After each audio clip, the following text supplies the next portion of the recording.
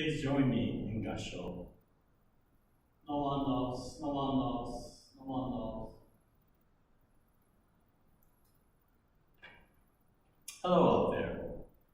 My name is Grant Ikuta, and I am the resident minister of the Steveston Buddhist Temple in Richmond, BC, Canada. I'd like to begin by expressing not only my feelings, but the feelings of all ministers across Canada in saying how we are greatly saddened that the temple doors must be closed at this time. It is especially for times of crisis that I'm sure my colleagues agree with me that the temple doors should be open for all the people to comfort them in their time of need. However, there will come a time when we are able to open the doors. And I know when such time comes, we will all be there for you. And I hope that you will come to the temple to receive the Buddha Dharma. In the meantime, we have to be creative in how we share the Dharma. And so this is an example of a virtual Dharma talk. As I prepare for this, I realize how greatly affected all of our lives have been as this coronavirus pandemic has gripped the world over. I do hope that you are all managing under the circumstances.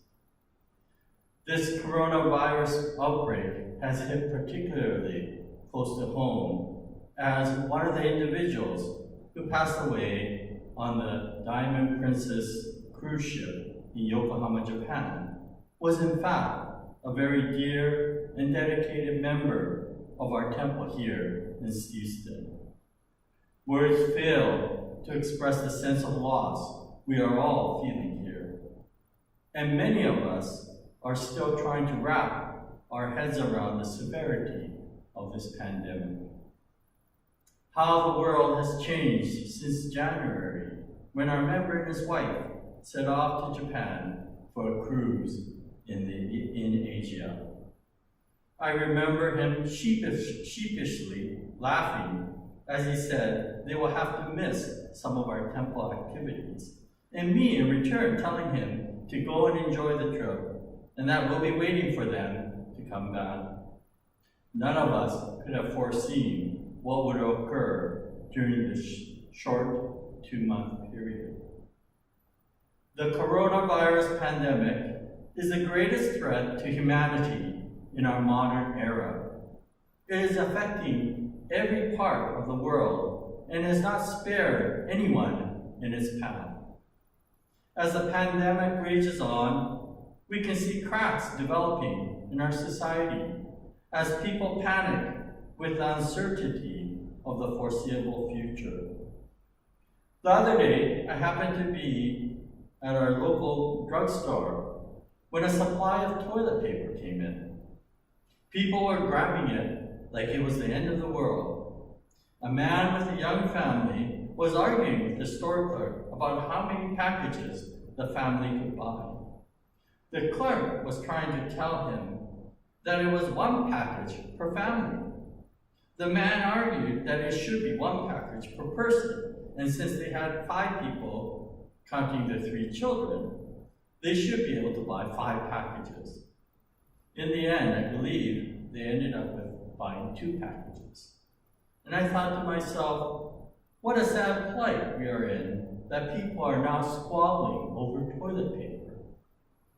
Later, I was pondering this incident and realized it was brought about through fear of the uncertainty of our times. As I mentioned earlier, the coronavirus outbreak is the greatest threat to humankind in our modern era. However, over the course of history, there have been many great disasters and pandemics. In fact, it was the suffering of humanity which propelled Siddhartha Gautama to leave his royal status in search of enlightenment. It was 2,500 years ago that the young Prince Siddhartha attained enlightenment under the Bodhi tree and became known as Shakyamuni Buddha. Through his teachings of the Buddha Dharma, he provided a path to liberate ourselves from the sufferings of human existence. The Buddha's teaching is a practical teaching that guides us to cope with our challenges. So at this time, I would like to examine the most fundamental teaching of the Four Noble Truths and see how it can be applied to help us cope with our present situation with this coronavirus pandemic. As I just mentioned, one of the first teachings of Shakyamuni Buddha was what we now call the Four Noble Truths. Many of you have heard of this on numerous occasions in either Dharma school or perhaps during Sunday services, or even reading about it in Buddhist texts. The Four Noble Truths are: 1. The truth of suffering. In life, there will always be some suffering. 2. The truth of causation of suffering. What is the cause of this suffering? 3. The truth of cessation of suffering. The enlightenment that the Buddha awakened to is a state of peace beyond our suffering. And 4. The truth of the path to the cessation of suffering. So how do we get to this state of peace beyond our suffering? This is called the path to the cessation of suffering. Now let us take a look at each of these truths as it applies to our present situation. First, the truth of suffering. The Buddha started his teaching by stating that there is suffering associated with life. He classified birth, sickness, old age, and death as what we now call the four great sufferings of life. It is obvious that the suffering caused by the coronavirus falls under the category of sickness. However, it also touches on the category of old age, as the most severe reactions are with our elderly.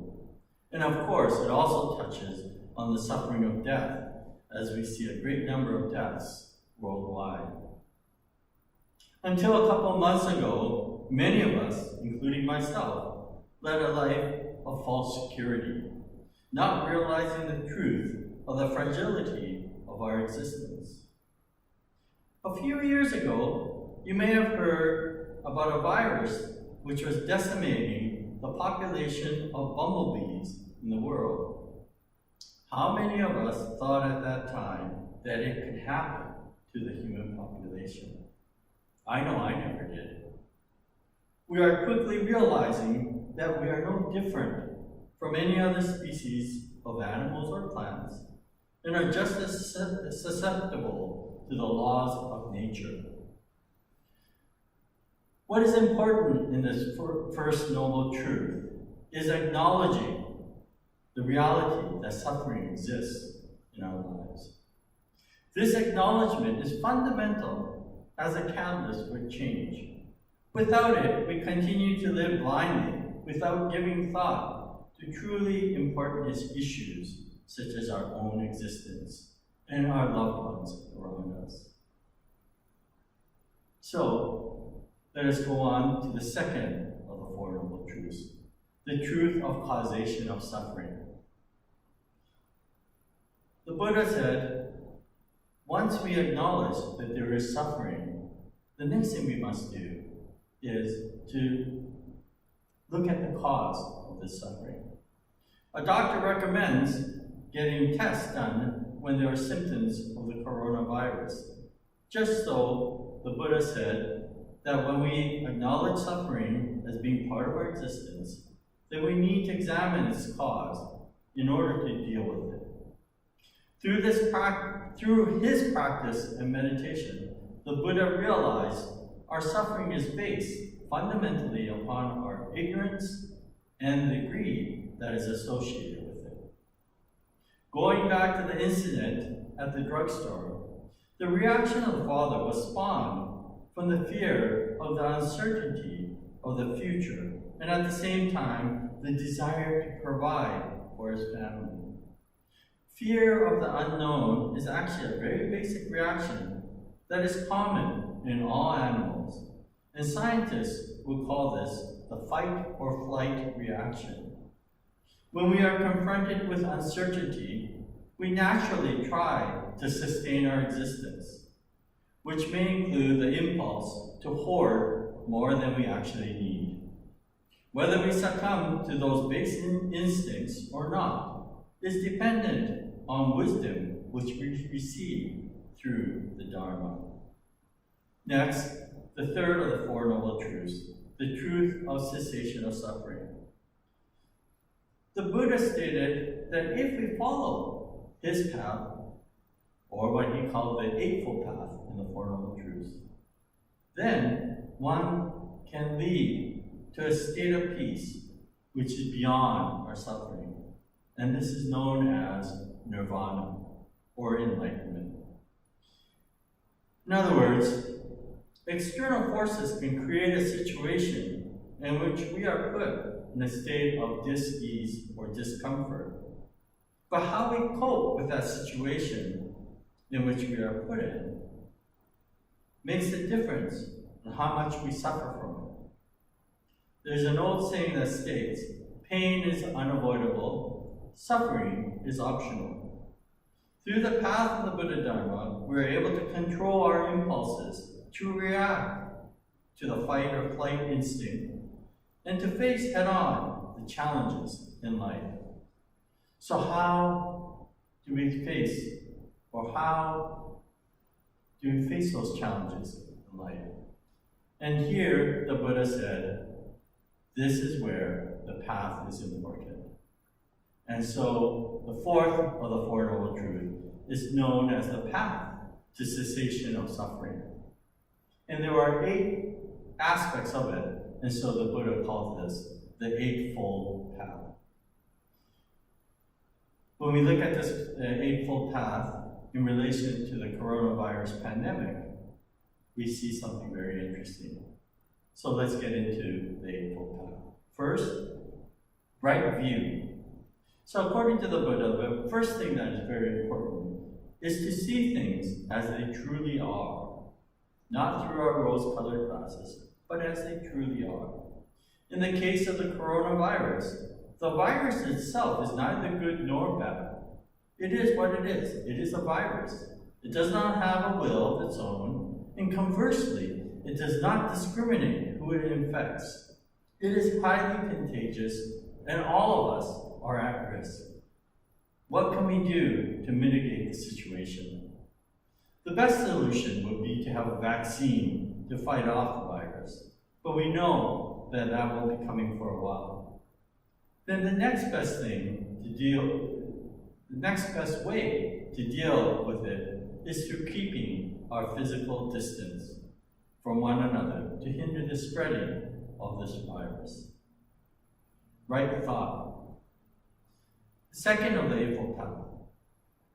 This is to understand my own thoughts, understanding that I am vulnerable to having thoughts based on my fears of the uncertain, just as the father in the drugstore. However, through controlling my thoughts, through thinking, trying to think of the interdependence of all beings, I would try to react in a way that will benefit not only myself, but others as well. Third, right speech. Speech is an expression of our thoughts. If we are thinking of others, our speech will follow suit. We have heard repeatedly over the news of people expressing their gratitude to our frontline health workers, as well as those who keep our grocery stores stocked during these challenging times. Be kind to one another and express your thoughts of compassion in words. A thank you does make a difference. Right conduct. Just as speech is an expression of our thoughts, so our conduct also reflects our thoughts. If our government is telling us to self-isolate, not just for our own sake, but for all those around us, then the right conduct at this time will be to stay at home. Also, while keeping social distancing protocols in mind, help those around you who are most vulnerable. Like your words, your actions matter. Right livelihood. This is actually a very interesting one to examine. It states that one should try to earn a living that avoids causing suffering for others. Under normal circumstances, there are many jobs and occupations that one could do that would fit under this category. But however, in this present situation, even an occupation as simple as a barber may transmit the virus from person to person, and thus, in these present conditions, it would be considered not the appropriate livelihood. That is, of course, under these present circumstances. In most times, of course, a barber would be a perfectly fine occupation to have. Number 6 is right effort. Again, this is to ask yourself, am I making an effort to make a difference, not only in my life, but those around me as well? At a time of global crisis, everyone's effort is necessary. We must all work together in order to get past this pandemic. Number 7, right mindfulness. It is said to be mindful of all others. Realizing my interconnectedness with all beings, I will be mindful to try not to buy groceries more than what I need. Also, I will try to be mindful of the personal space of others, as we need to keep our distance from one another during this time. And finally, number 8, right meditation. For the pandemic, what I would like to ask each of you to do is to take even a few moments of your time daily. And I know we all have a lot of time during this present situation. Take a few moments to reflect. Reflect on what others have done for you. And also reflect on what you have done for others in helping cope with the coronavirus pandemic. These are just some suggestions on how the Eightfold Path could be viewed in relation to the coronavirus pandemic. As I mentioned earlier, the Buddha Dharma provides a very concrete path for us to follow that will allow us to cope with the most uncertain of times. In the sutras, it states that the light of the Dharma outshines both the sun and the moon. This is because the light from the sun and the moon are only physical light, whereas the light of the Buddha is the light of great wisdom, which enlightens us from within. With regards to the coronavirus pandemic, we may not be able to change the conditions in a physical sense, but we can change our outlook and our understanding so that we can deal with it with less fear and suffering from that fear. As we experience together this unpredictable time we are in, above all, show compassion for one another and help each and every one. Thank you. Again, please join me in Gassho. Namo Amida Butsu. Namo Amida Butsu. Namo.